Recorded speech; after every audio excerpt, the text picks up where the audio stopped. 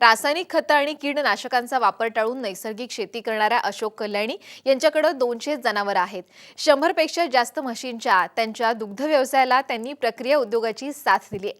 आज दुग्ध व्यवसायातून ते रोजचा कमीत कमी 10,000 रुपयांचा नफा कमवतायत, तर महिन्याकाठी 3 लाख रुपये मिळवतायत.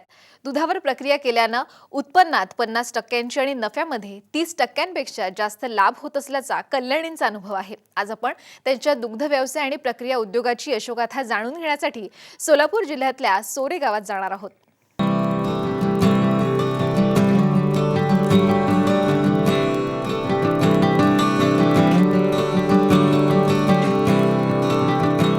अशोक कल्याणी यांनी 1993 मध्ये सोलापूर शहराजवळ सोरे गावात 27 एकर शेती खरेदी केली. या शेतीत त्यांनी शेतीबरोबर पूरक व्यवसाय करण्याचं ठरवलं होतं. 1996 साली त्यांनी या शेतीला दूध व्यवसायाची जोड द्यायचं ठरवलं. सुरुवातीला त्यांनी 60 पंढरपुरी म्हशी घेऊन व्यवसायाला सुरुवात केली. पण पंढरपुरी म्हशींपासून जादा दूध उत्पादन होत नसल्याचं लक्षात आल्यानंतर 2002 मध्ये त्यांनी मुर्हा म्हशी घेण्याचा निर्णय घेतला. मुर्हा म्हशी इथल्या वातावरणात चांगल्या पद्धतीनं राहत असल्याचं लक्षात आल्यानंतर त्यांनी हळूहळू गोठ्यातल्या म्हशींची संख्या 100 पर्यंत नेली. आज त्यांच्याकडे 120 म्हशी, 8 देशी गायी आणि 90 वासरं अशी एकूण 200 पेक्षा जास्त जनावरं आहेत.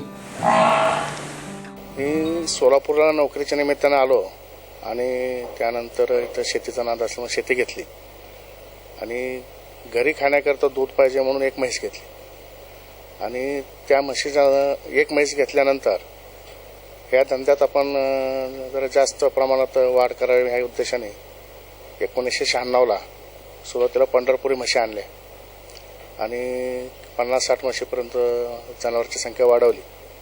पण हिशोब घालत असताना पंढरपुरी म्हशीचं दूध उत्पादन आणि खर्च याचा ताळमेळ बसेना.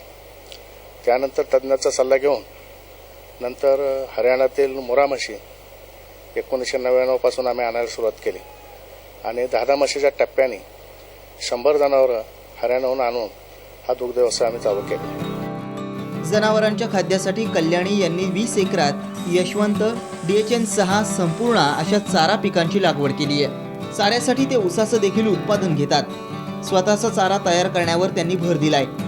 जनावरांच्या चाऱ्यात कल्याणी हिरवा चारा, कडवळ मका, सुका चारा, अझुला, खनिज मिश्रण, सरकी, हरभऱ्याची चुन्नी असं वेगवेगळं पौष्टिक खाद्य ते करतात. पौष्टिक चाऱ्यामुळे जनावरांचं आरोग्य उत्तम राहून दुधाचं उत्पादन वाढत असल्याचा त्यांचा अनुभव आहे. म्हशीच्या चाऱ्याकरता आमचं नियोजन 75% आम्ही आमच्या शेतातच नियोजन करतो.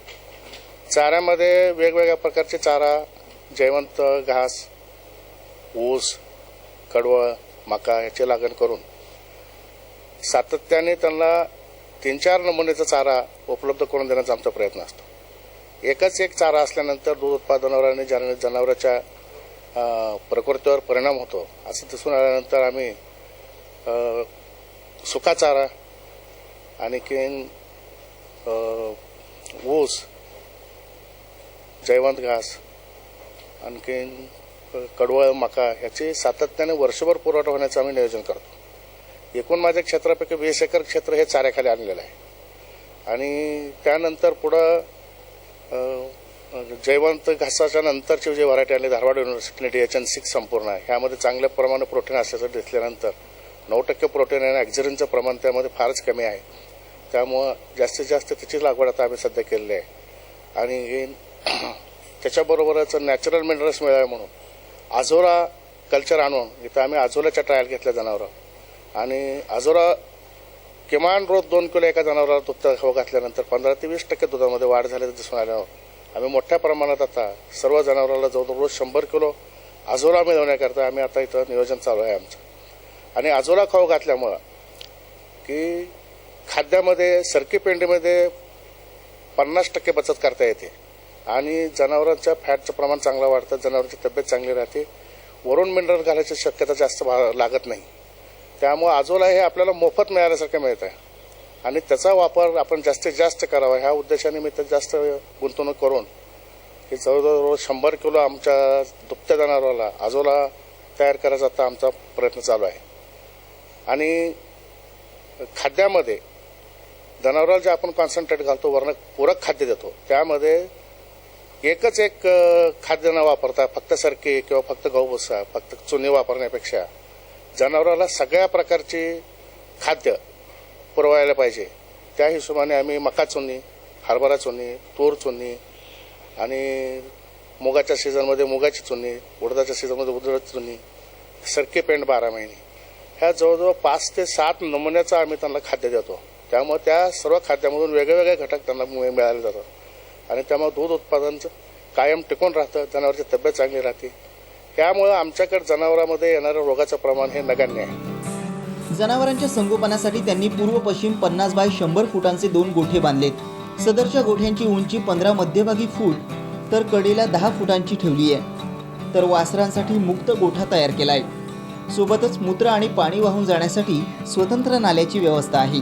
त्यामुळे गोठा स्वच्छ राहतो. उन्हाळ्यात म्हशींना गरमीचा त्रास होऊ नये म्हणून त्यांनी मायक्रो स्प्रिंकलर बसवलेत.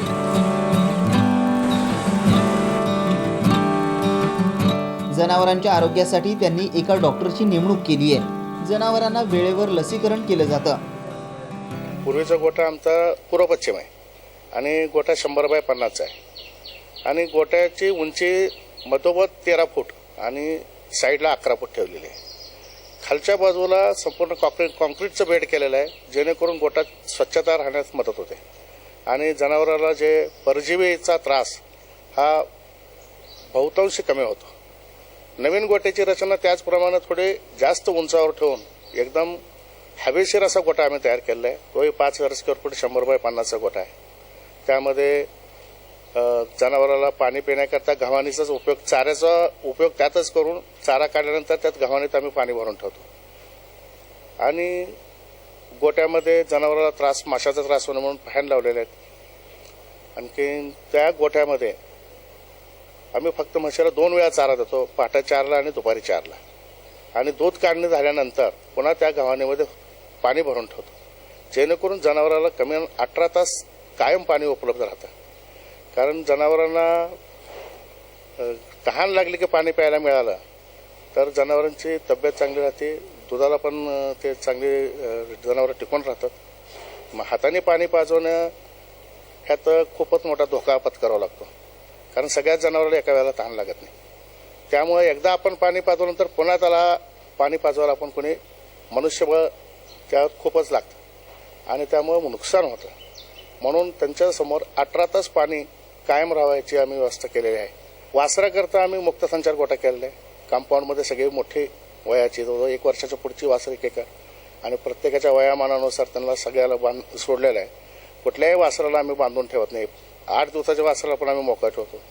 वासरे मोकळे ठेवल्यामुळे त्यांची वाढ एवढी झपाट्याने होते आणि त्यांची हालचाल होऊन, भरपूर हालचाल होऊन, व्यायाम होऊन, त्यामुळं मॉर्टॅलिटी जी आहे ते आमच्याकडे मॉर्टॅलिटी फार म्हणजे 5% मॉर्टॅलिटी आहे. आणि म्हशीच्या संदर्भात बोलायचं झालं तर की बहुतांश गोट्यामध्ये वासरं जगत नाहीत, ही सगळ्याची तक्रार आहे. पण माझ्याकडे आज 90 वासरं आहेत लहान मोठी आणि जवळजवळ 15 रेड्या माझ्याकडे आता पहिल्यांदा गाभ झालेल्या आहेत, ते आता दुधावर येतील. तर वासराची काळजी जास्त घेणं ह्या धंद्याला सगळ्यात मोठं जमेची बाजू. फक्त या धंद्यात तर वासरं सांभाळले पाहिजे. म्हशीच्या किमती आज लाख रुपये झाले आहेत, तर वासरू जर आपण चांगलं सांभाळलं तर 2 वर्षामध्ये माझ्याकडे 22 महिन्याची म्हशीचं वासराने सुद्धा दूध दिलेलं आहे. तर जेवढं आपण त्यांना पहिल्या 6 महिन्यामध्ये जेवढा आपण त्यांचा सांभाळ करू तेवढा आपल्याला त्यापासून जास्त फायदा मिळतो. आणखीन वासरं सांभाळणे हेच दुधाच्या गोठ्यातलं मोठं गमक आहे की त्याच्यामुळेच गोठा नफ्यात होऊ शकतो. तर आमचं वासरं संगोपन आम्ही इथं चांगल्या पद्धतीने चालू केलं आहे. त्याचप्रकारे जनावरांचं मॅनेजमेंट म्हणजे गाभण जनावरांना सुरुवातीचे 45 दिवस, नंतरचे 45 दिवस खूप महत्त्वाचे असतात. त्या दृष्टीनं पशुखाद्य देतोय. दुसरी गोष्ट, उन्हाळ्यामध्ये आम्ही काय केलंय की जनावरांचं दूध कमी येतंय, साधारणतः 20 ते 25% दूध कमी होतं. त्याच्यासाठी आम्ही शॉवर आणि फॅनची सुविधा केली आहे, जेणेकरून जनावरांचं टेम्परेचर मेंटेन राहतंय गोठ्यातलं.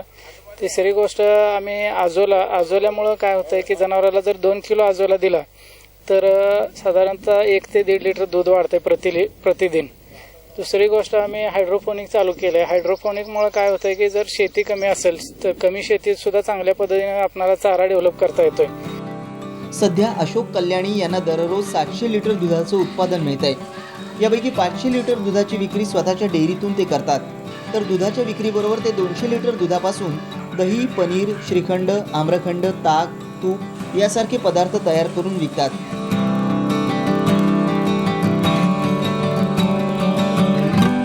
कल्याणी दुग्धजन्य पदार्थ बनवताना गुणवत्तेशी तडजोड करत नाही. त्यामुळे त्यांच्या दुग्धजन्य पदार्थांना सोलापुरात मोठी मागणी आहे.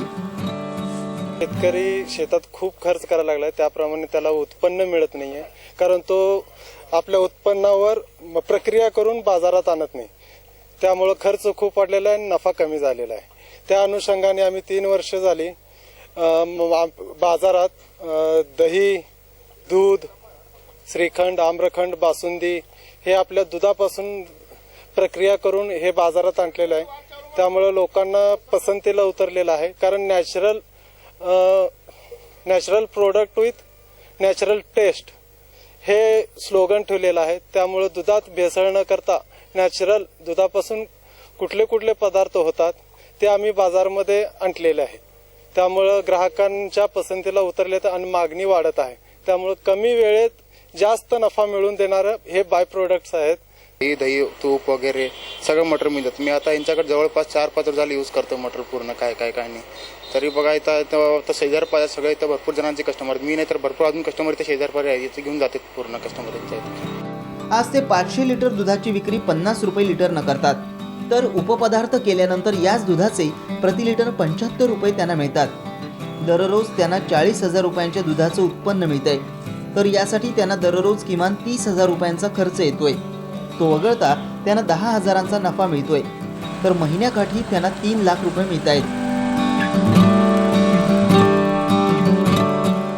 दुधापासून बाय प्रॉडक्ट केल्यामुळे दुधाची जी आमची काय प्रॉफिटेबिलिटी आहे ती चांगली वाढलेली आहे. आम्ही निरसं दूध 50 रुपये लिटरने देतो आणि बाय प्रॉडक्ट करून गेल्यानंतर आम्हाला 75 ते 80 रुपये पर लिटरचा रेट मिळतो. त्याच्याकरता सर्व यंत्रणा आम्ही इथं राबवलेली आहे. त्यातून चांगलं आम्हाला उत्पन्न मिळत आहे. आणखी महिन्याला जवळजवळ आमचं 700 लिटर दुधाचं 50 रुपयाने, मला तर 500 लिटरचे 25,000 आणि बाय प्रॉडक्टमध्ये जवळजवळ 15,000 असं 40,000 रुपये. आणि जनावरांचं शेण आम्ही सर्व बाहेर विक्री करतो. रोज 2 टन शेणाचं उत्पादन होतं, त्यात 1,000 रुपये टनाने आम्ही ते शेण विक्री करतो. 2,000 रुपये आम्हाला शेणातून राहतात. दररोज 40,000 ते 42,000 रुपयाचा आमचा धंदा होता. आणि त्यातून आमचा खर्च, चाऱ्यावरचा खर्च, कॉन्सन्ट्रेटचा खर्च, खाद्याचा खर्च, मिनरल मिक्सचर, मेडिसिन, डॉक्टर, पगार, पेट्रोलचा खर्च, लाईट बिल, इन्शुरन्स, बँकेचं व्याज, कॅपिटल इन्व्हेस्टमेंटवर व्याज, डिप्रिशिएशन जनावराचं सगळं म्हणून 30,000 ते 32,000 रुपयाचा आमचा रोजचा खर्च आहे. एवढा खर्च लावून आम्हाला 10,000 ते 12,000 रुपयाचं उत्पन्न मिळतं. महिन्याकाठी 3 लाख, वर्षाकाठी 36 लाख रुपये ते 40 लाख रुपयाचं उत्पन्न आम्हाला यातून मिळतं. त्यातूनच हळूहळू आम्ही आणखीन एक नवीन शेड उभा करत आहोत. मुक्त संचार गोठा 40-80 म्हशीचा आम्ही तयार करतो की सर्व जनावरं मोठ्या म्हशी त्यात मोकळ्या सोडून त्यामध्ये आधुनिक पद्धतीनं एक गोठा आम्ही तयार करत आहोत. सध्या त्याचं काम चालू आहे. आणि त्याच्यासोबतच आम्ही एक 8 गाई देशी इथं आणलेल्या आहेत आम्ही. आणि देशी गाईमध्ये गीर गाई 2, खिलार 1, रेड सिंधी हरियाणाहून आणलेले 2 गाई राठी जातीच्या जयपूरहून आणलेल्या आहेत. आणि त्यांचं दूध, आणखी त्या दुधापासून आम्ही दही बनवून त्या दह्यापासून भारतीय पद्धतीनं आपल्या जुन्या पद्धतीनं लोणी बनवून त्याचं तूप बनवतो. आज त्या तुपाला 1,600 ते 2,000 रुपये किलोनी मागणी आहे. आणि शुद्ध देशी भारतीय गोवंशाचा ताक सुद्धा 20 रुपये लिटरने त्याला खूप मागणी आहे. तर आज माझ्याकडे असलेल्या देशी गाई, राजस्थान आणलेली राठी गाय ही दिवसाला 15 लिटर दूध देते. गीर गाय 12 लिटर दूध देते. तर म्हणून ह्याच्या पुढचा आमचा मानस असा आहे की आमच्या फार्मर सगळ्या भारतातल्या सर्व गोवंश, सैवाल, थारपारकर, रेड सिंधी, देवणी ह्या गायीची जोपासना करून ब्रीड वाढवायचे, जास्तीत जास्त दूध देणारी गाय आमच्या फार्मवर तयार करायचा आमचा प्रयत्न चालू आहे. आणखीन देशी गायीवरच आमचा जास्त भर राहील, कारण देशी गायच्या दुधाला आज इथं सोलापुरात मागणी आहे. 60 रुपये लिटरने मागणी आहे, पण दूध मिळत नाही, तूप मिळत नाही, होमला तूप मिळत नाही, औषधाला तूप मिळत नाही. आणि हे औषधी तूप, औषधी दूध हे आम्हाला इथल्या लोकांना पुरवायचं आहे. लोकांकडून भरपूर मागणी आहे देशी गायच्या दुधाला. तर 15-15 लिटर देणारी जर गाय भारतीय असेल तर आपण त्याचं संवर्धन करायला पाहिजे. आणि आम्ही त्या मार्गाने आमच्या वाटचाल आहे. आणि ह्याच्या पुढील काळात 2-3 वर्षाच्या काळात माझ्याकडे तुम्हाला 200 ते 300 भारतीय गोवंशातल्या गायी असतील. आज दुग्ध व्यवसाय आणि शेतकरी वाचवण्यासाठी देशी वाणांच्या गायींचं आणि म्हशींचं देखील संगोपन गरजेचं असल्याचं अशोक कल्याणी मानतात. त्यांच्या म्हणण्यानुसार देशी जनावरांमध्ये रोगप्रतिकारक शक्ती जास्त असते. शिवाय देशी जनावरांच्या दुधात संकरित जनावरांपेक्षा जास्त पौष्टिकता आहे. त्यामुळे अशोक कल्याणींप्रमाणे जास्तीत जास्त शेतकऱ्यांनी देशी वाणाच्या जनावरांचं संगोपन करण्यासाठी पुढे येणं गरजेचं आहे. दीपक क्षीरसागर, साम टीव्ही, लातूर.